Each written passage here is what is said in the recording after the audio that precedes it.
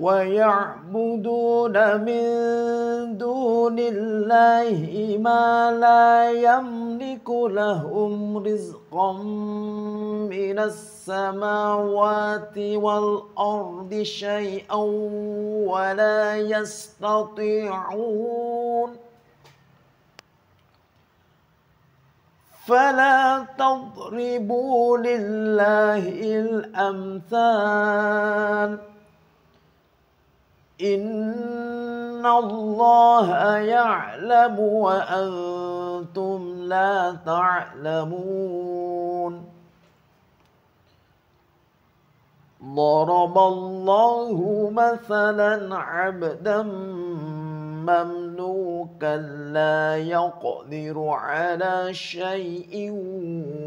ومن رزقناه منا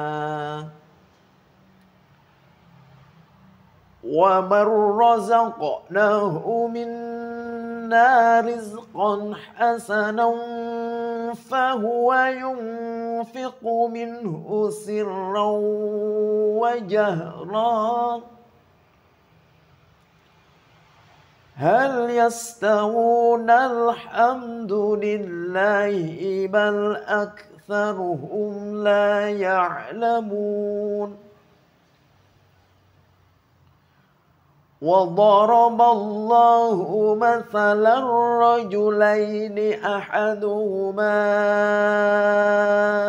أبكم لا يقدر على شيء وهو كل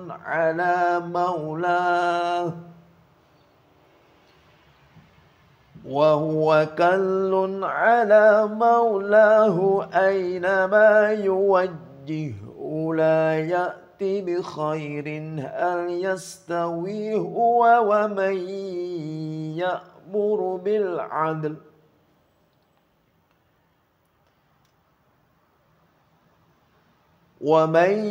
يأمر بالعدل وهو على صراط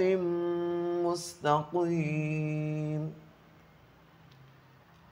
ولله غيب السماوات والأرض وما أمر الساعة إلا كلمح البصر أو هو أقرب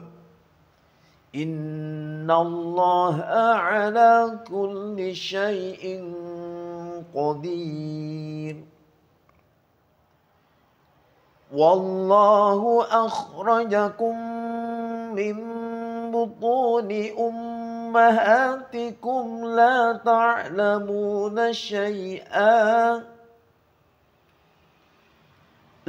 تعلمون شيئا